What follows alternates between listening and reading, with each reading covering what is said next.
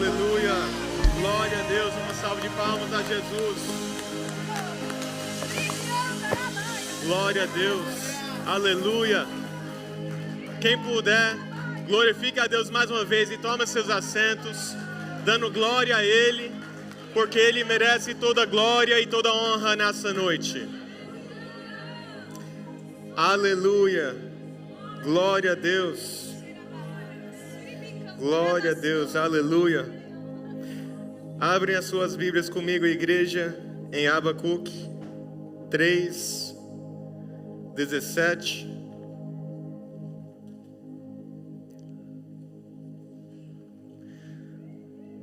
Primeiro vamos lá, na verdade, para o capítulo 1, versículo 1.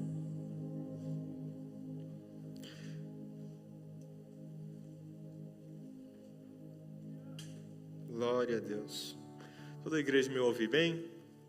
Amém. Aleluia. Livro de Abacuque, 1 capítulo, versículo 1. Vamos fechar os nossos olhos, fazer uma oração. Senhor Pai, eu quero te louvar, te agradecer neste momento. Primeiramente pela tua presença neste lugar, Pai. Obrigado, Pai, porque a tua presença invade tanto as nossas vidas quanto esse ambiente. E nós te louvamos porque é tão bom estar aqui na sua presença juntos, em família, te adorando, te glorificando. Enquanto estamos aqui, o Senhor está trabalhando aqui, o Senhor está trabalhando nas nossas casas, o Senhor está trabalhando no Brasil.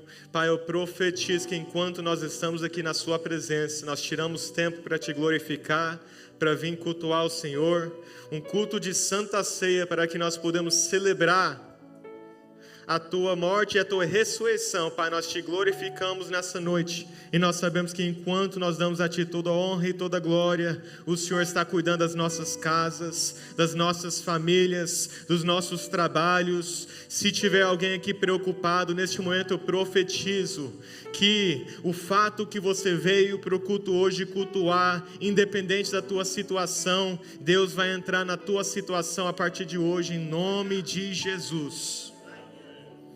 Nós te glorificamos e entregamos a ti todos que estão aqui, entregamos as crianças na salinha também, as professoras, departamento infantil, em nome de Jesus, amém. Glória a Deus.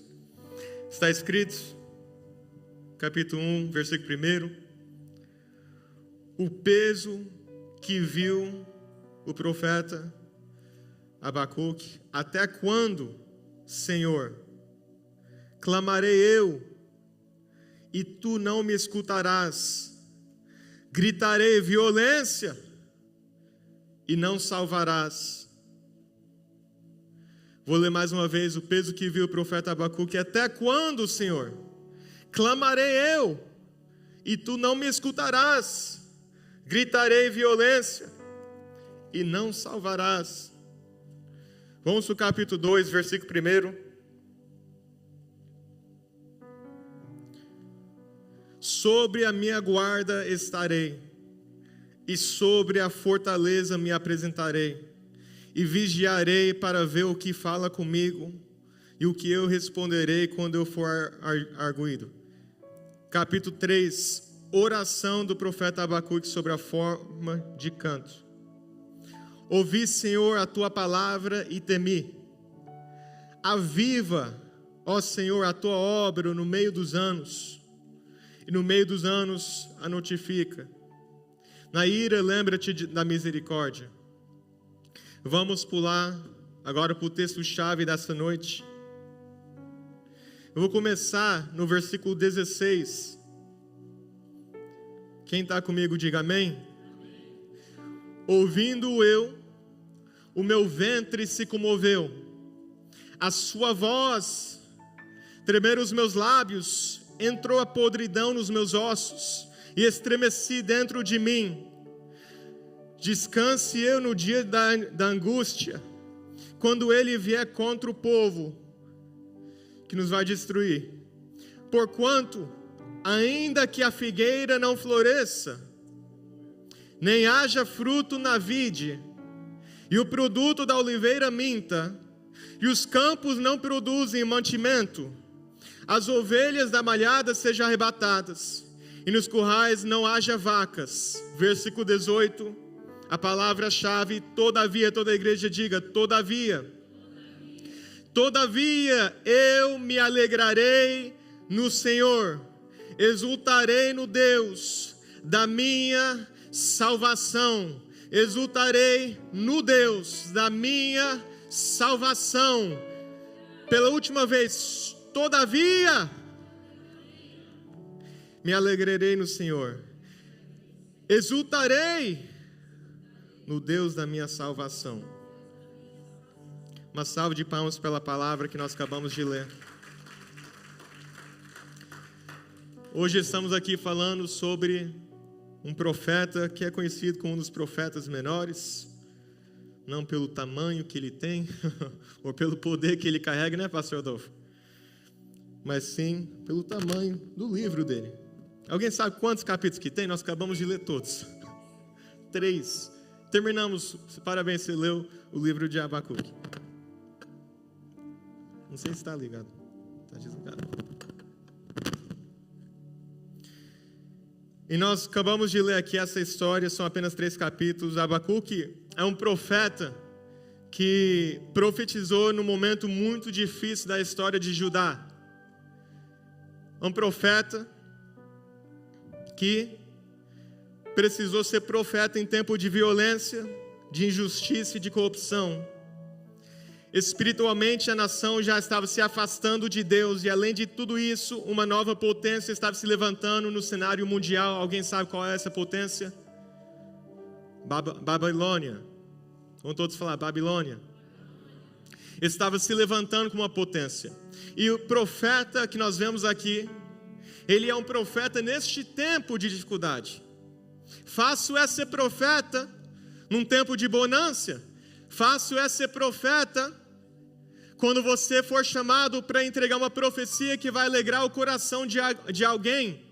Fácil é ser profeta quando a palavra que Deus te entrega fala para este irmão que ele vai ser bênção, que ele vai se levantar, que Deus vai usar. Difícil é ser profeta em tempos em que o povo está se afastando de Deus, que o povo está se desligando de Deus. Ele olha para a sua direita e olha para a sua esquerda, tem corrupção e violência.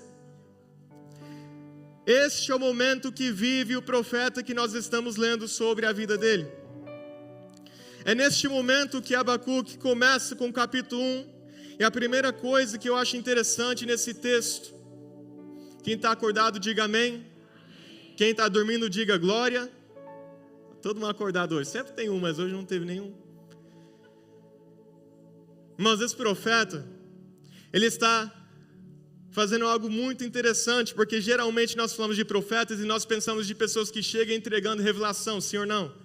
Nós falamos de pessoas que chegam e entregam algo para alguém, mas Abacuque está fazendo diferente. Ele não está chegando em pessoas, ele está chegando em Deus para falar sobre as pessoas. Antes de entregar qualquer profecia para fora, ele se tranca para dentro e fala: Deus, eu preciso ouvir a sua voz. Por quê? Porque ele fala: eu não consigo entender o que está acontecendo. É um profeta que não sabe discernir o que passa. Perigoso é profeta que abre a boca sem discernir. Perigoso é profeta para falar aquilo que ele pensa, que ele acha. Profeta que é profeta não fala por si, mas ele vai buscar a voz de Deus primeiro para depois ser voz de Deus no meio do povo, sim ou não? Cuidado com profetas que vão profetizar aquilo que você quer ouvir, igreja.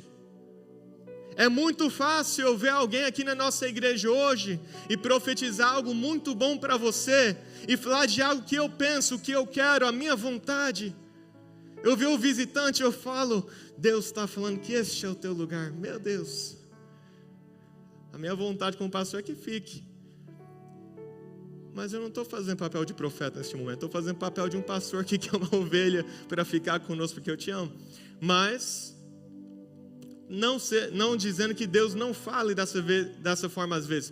Mas o que nós vemos nesse texto é um profeta que antes de qualquer coisa procura saber de Deus. o que Deus tem, o que Deus quer, o que Deus permite, o que Deus vai falar, o que Deus quer fazer.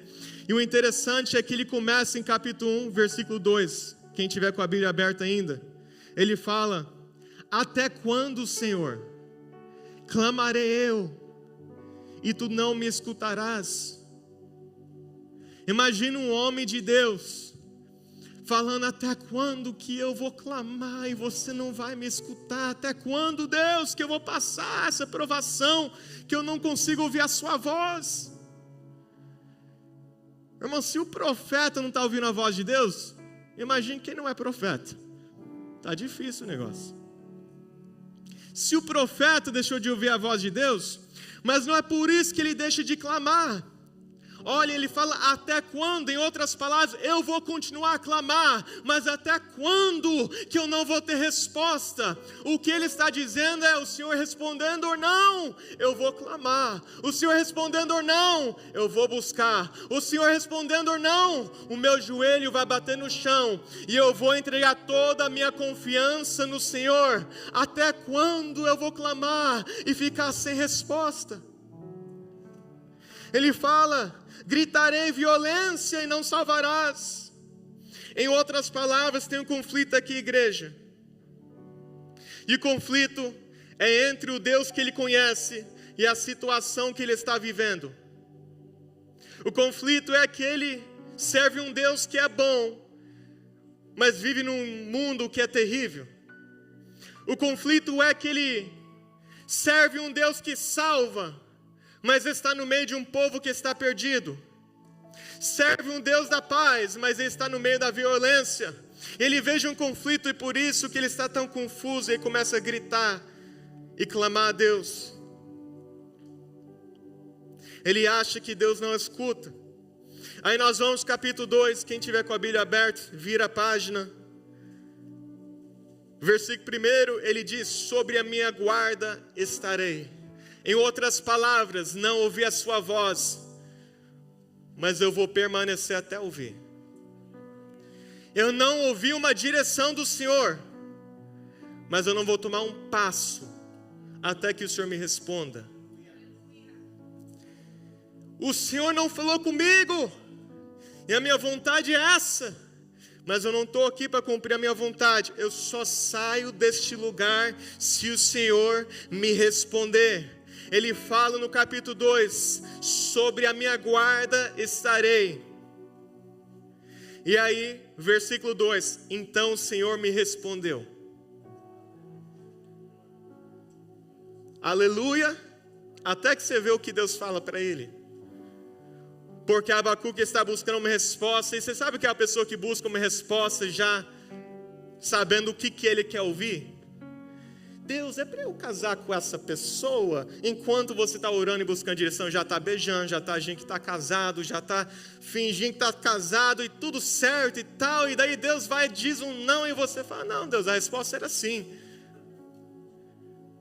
Não, é para eu entrar nesse contrato, é para eu fazer essa parceria, e você já está lá 10 dias já trabalhando com essa nova oportunidade e tal, e daí de repente Deus fala: não, mas não era para você ter feito. Não, mas Deus, eu orei, eu pedi. Uma coisa é orar e pedir, outra coisa é esperar, ouvir a voz de Deus, e outra coisa ainda é obedecer a resposta que Ele te dá, gostando ou não.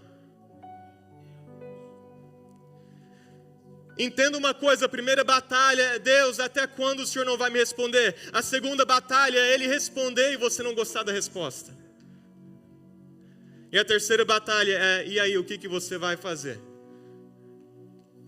Nós estamos falando de um profeta, um homem de Deus. Ele recebe uma resposta de Deus e ele não gosta da resposta que ele recebe.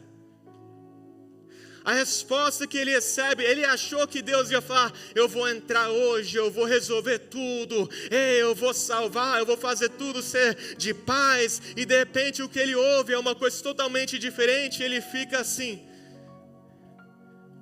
Capítulo 3 chega. Ele faz uma oração muito conhecida para todos nós na Bíblia. Uma oração que nós sempre isolamos, mas tem uma história por trás dessa oração. Tem um capítulo 1, de um homem que não ouve a voz de Deus, mas de repente no capítulo 2 ele finalmente ouve, mas não gostou da resposta. Chegou o capítulo 3, ele faz um clamor e uma oração a Deus. E é nisso que nós vemos. Vai para o capítulo 3. Vire a página, mais uma vez se precisar. Oração do profeta. Versículo 2: ouvi, Senhor, a tua palavra e temi. Aviva, ó Senhor, a tua obra no meio dos anos. E eu quero pular lá para o nosso versículo 16. Ouvindo eu, o meu ventre se comoveu, a sua voz tremeram os meus lábios. Entrou a podridão nos meus ossos e estremeci dentro de mim. Versículo 16, que às vezes nós lemos o 17, porque ainda que a figueira não floresça, não haja fruto na vide, nós lemos, chegamos no 18, todavia eu me alegrarei. Nós imaginamos um profeta que está desse jeito, todavia me alegrarei no Senhor. Mas a verdade é que no versículo 16, olha a condição do homem quando ele fala isso. A Bíblia diz que ele está tremendo, ele está se estremecendo, ele está com podridão nos ossos, ele está sentindo o corpo inteiro, ele está sofrendo, e no meio do sofrimento ele fala, todavia me alegrarei, tremendo, mas todavia, sofrendo, mas todavia, no meio do sofrimento, sem gostar da resposta, sem gostar do momento, mas todavia me alegrarei no Senhor. Ele não diz isso com um sorriso no rosto, ele diz isso chorando, ele não diz isso com a vitória nas mãos, ele diz isso sofrendo.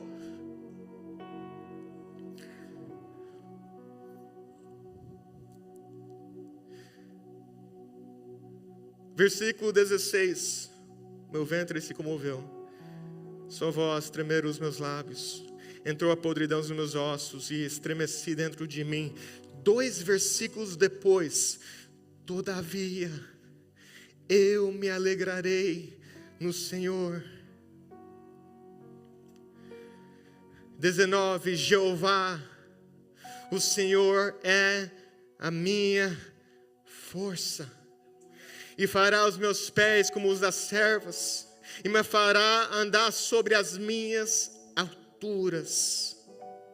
Em outras palavras, todavia eu me alegrarei no Senhor, exultarei no Deus da minha salvação.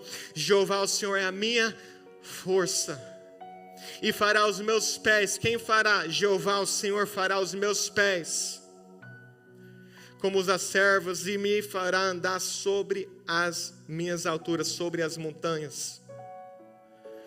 Nós vemos aqui algo lindo, uma revelação sobre um homem avivado. Se você vê no versículo 2, ele fala, aviva, ó Senhor, a tua obra no meio dos anos. Nós estamos falando de um crente que está buscando o avivamento, um crente avivado, um crente que não está contente com mesmice, chegar no culto e ficar parado, chegar no culto e deixar de adorar a Deus, chegar no culto e não entrar no culto. Nós estamos falando de um crente que mesmo sofrendo, ele chega aí na cadeira, levanta as suas mãos com lágrimas no rosto e fala, todavia me alegrarei no Senhor. Falamos de um crente que se arrasta lá de casa e vai para o culto no domingo à noite de Santa Ceia, porque ele não quer deixar de ceiar. Falamos de um crente passando o pior momento da sua vida, mas ele está lá falando, Deus, estou sofrendo, estou machucado, estou ferido, mas todavia. É essa condição que nós estamos falando, isso que é um crente avivado. Um crente avivado não é um crente que está com tudo bem na sua vida. Um crente avivado é aquele crente que, apesar de estar tudo mal, ele continua sendo o mesmo. Apesar de estar sofrendo, ele continua adorando. Mesmo no meio da dor e da aflição, ele permanece na presença do Senhor. Um crente avivado é o crente que permanece. Alguém pode dizer comigo, permanece? Um crente avivado é o crente que permanece. Ó Senhor, aviva a tua obra. Nós precisamos permanecer no dia bom e permanecer no dia ruim. Quantas obras por aí, quando tiver no tempo bom, tá aquele movimento sobrenatural. Passa o primeiro vento, a igreja fecha. Passa o primeiro vento, o crente cai. Passa o primeiro vento. Você quer ver se alguém é um crente avivado? Veja se ele tem o fruto de permanecer.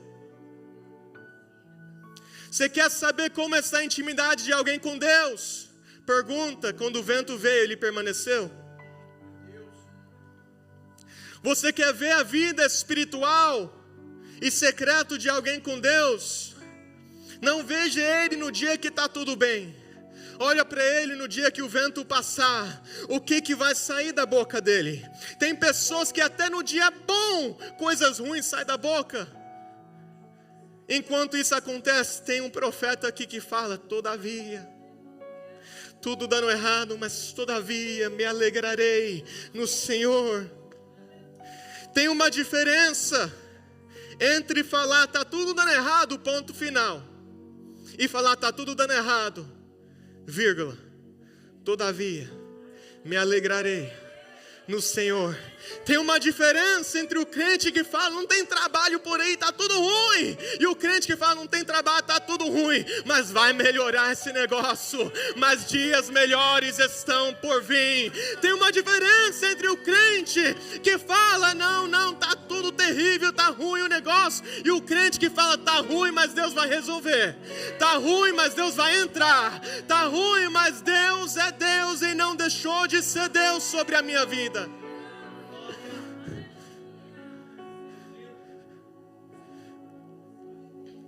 O crente avivado, ele permanece. Vira para alguém que está do seu lado e pergunta, você está preparado para permanecer?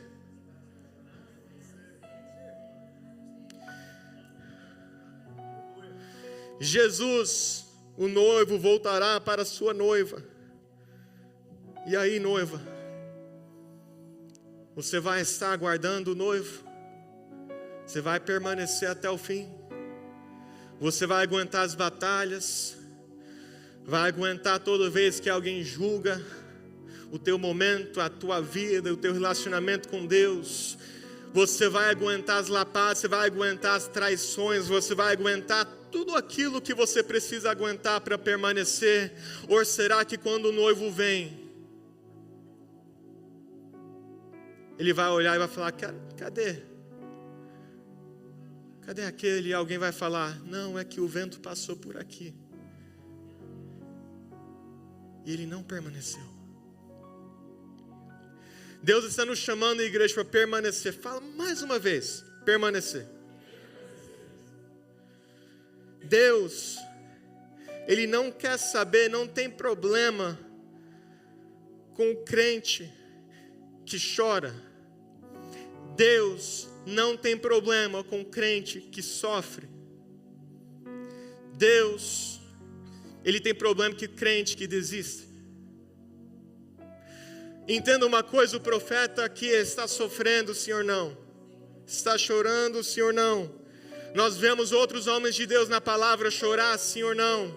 Davi chorou, Jeremias chorou. Nós vemos muitos homens de Deus chorar. Quem mais chorou? Jesus chorou. Deus não tem problema quando você começa a chorar. Chorar não é falta de fé. O problema é quando o choro te tire da presença de Deus. Aí que virou problema. O choro, o sofrimento,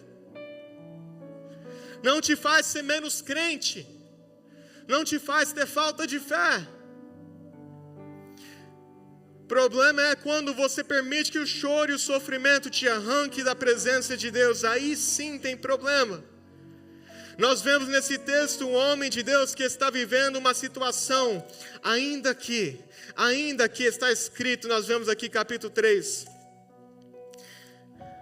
ainda que a figueira não floresça, ainda que não haja fruto na vide, ainda que o produto da oliveira minta, ainda que os campos não produzem mantimento, ainda que fala sobre fatos e realidade, ainda que fala sobre coisas que estão acontecendo, verdades que não tem como mudar, ainda que fala sobre fatos, mas o todavia que vem depois, o todavia fala sobre a convicção de um profeta que vai permanecer, ainda que fala de situações verdadeiras, mas todavia fala de um Deus que não muda. O campo pode mudar, mas Deus não muda. A figueira pode mudar, mas Deus não muda. Entenda uma coisa, o ainda aqui pode mudar. Um dia está bom, um dia está ruim, mas o todavia tem que permanecer sempre. Alguém sabe o que significa todavia? Todavia, na verdade é um reconhecimento de tudo que veio antes dessa palavra, e é dizendo que tudo que vem depois vai permanecer apesar de tudo que veio antes. Em outras palavras, ainda que a figueira não floresça, todavia, ainda que os campos não produzem mantimento, todavia, entenda uma coisa, o todavia não apaga o ainda que. Alguém está entendendo o que eu estou dizendo? Todavia não apaga a verdade do sofrimento, não apaga a verdade desse momento que veio antes. O todavia, na verdade, só está dizendo, tudo que veio antes aconteceu, mas não vai mudar o que veio depois. Todavia, uma coisa é dizer, por causa, outra coisa é dizer, todavia. Aqui ele está dizendo, mesmo que tudo der errado, todavia, eu me alegrarei no Senhor.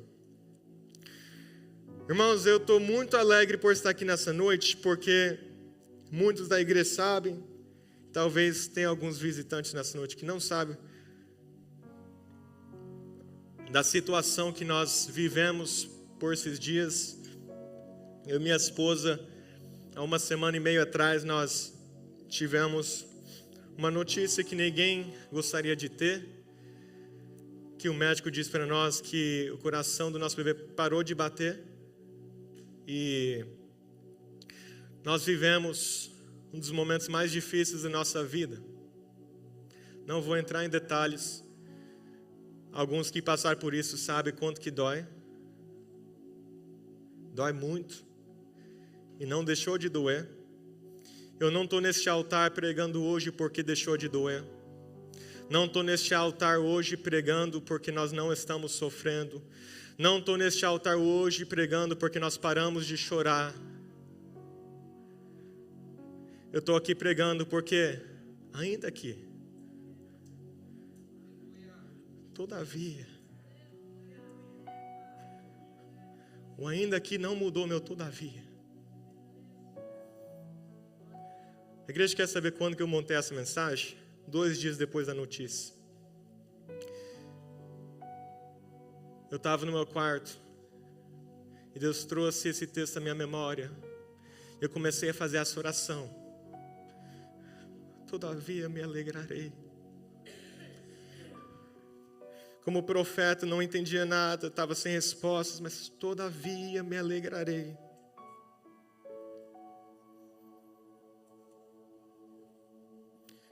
A única coisa que eu consigo dizer é que eu não sei como nós iríamos sobreviver a este momento se nós não tivéssemos Deus nas nossas vidas.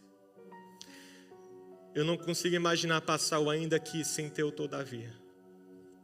Não consigo imaginar. Eu só sei que por conta do todavia eu estou aqui de pé hoje, minha esposa está aqui de pé hoje.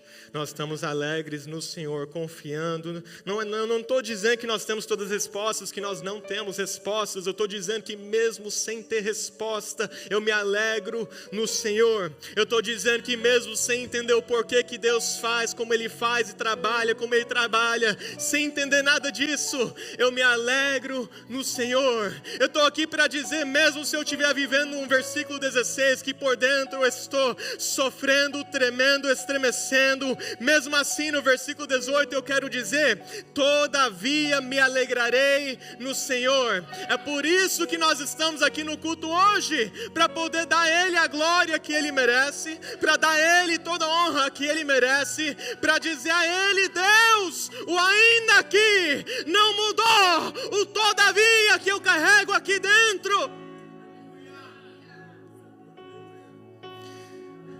Alguém olha para você e te julga o teu momento pelo ainda aqui. Mas se você estiver vivendo todavia, irmão, não importa o que passou no ainda aqui, você sabe que você está aqui, levantando as mãos e adorando ao Senhor, e não é você, não é as tuas forças, é o Senhor que é a sua força. Versículo 19, o Senhor é a minha força.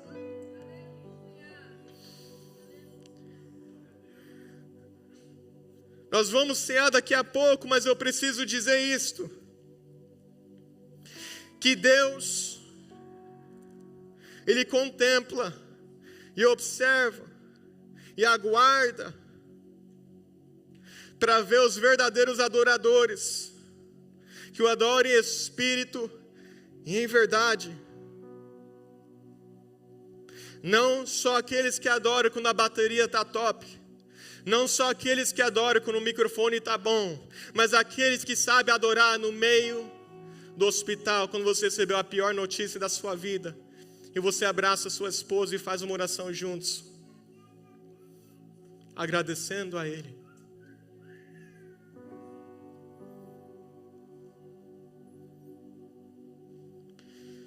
Eu louvo a Deus, quero agradecer toda a igreja, cada um de vocês, pelas mensagens, pelo carinho com as nossas vidas, pessoas que oraram por nós. Nesses momentos, é engraçado ver cada mensagem faz uma diferença, né? Cada demonstração de carinho, de amor faz uma diferença. Então louvo a Deus pela vida de toda a igreja que esteve conosco durante esse processo.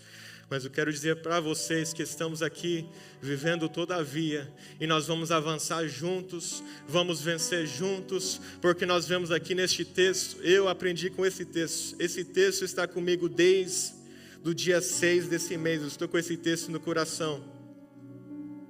E nós vemos que no versículo que nós acabamos de ler, no final, ele diz que o Senhor é minha força, e ele não diz algo que talvez ele gostaria de dizer, que é Deus resolveu a minha situação. Quantos de nós gostaria de dizer, Deus resolveu a situação? Mas o que ele diz? Que Deus mudou os pés dele. Que Deus fez que ele pudesse passar por terrenos difíceis. Que Deus fez que ele pudesse andar sobre as montanhas, sobre as alturas, que ele pudesse passar pelos vales, que ele pudesse passar onde for. Deus não mudou o cenário, mas Deus mudou ele dentro do cenário. É isso que eu louvo, é isso que eu agradeço a Deus, é que cada um de nós, mesmo que passamos por momentos difíceis, às vezes no final queremos ouvir, deu tudo certo, resolvi, está resolvido. Mas às vezes não é isso que acontece, a pergunta é como que você vai reagir? E a resposta está aí, igreja. A resposta é permitir que Deus mude os seus pés, que Deus te capacite, Que Deus te dá força, que Ele seja a sua fonte, porque sozinho nós não conseguimos, mas se nós entregamos a nossa confiança a Ele, se nós falamos, todavia eu me alegrarei, Deus tem uma promessa para a sua vida. Você que entra no todavia e não para no ainda aqui, Deus tem uma promessa, e a promessa é essa: mesmo que você não saiu da situação, eu vou te dar pés novos, para que você possa passar por cima e chegar do outro lado, para que você possa enfrentar terreno que está instável e chegar do outro lado intacto, com saúde, com paz, com alegria. É Deus dizendo para alguém nessa noite: eu vi o teu sofrimento, entrei no sofrimento, te peguei pelas mãos, eu mudei os seus pés, eu te capacitei para você vencer a batalha. É um Davi que enfrenta o gigante, e o gigante cai de rosto para o chão. São 3 que entram na fornalha, e lá dentro da fornalha há um quarto homem, e eles saem da fornalha sem nem cheiro de queimado. São discípulos que estão afundando no mar por conta de uma tempestade. Lá vai Jesus andando sobre as águas.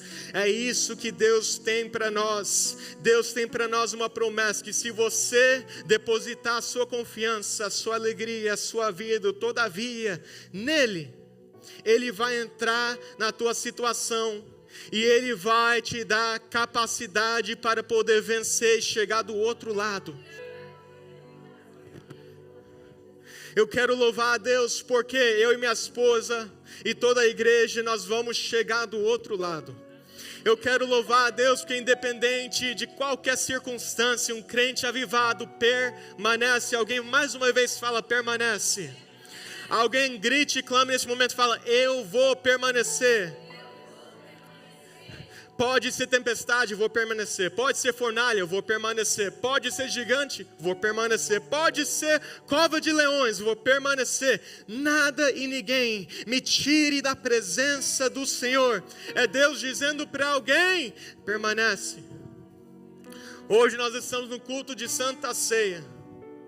É uma promessa que Jesus voltará.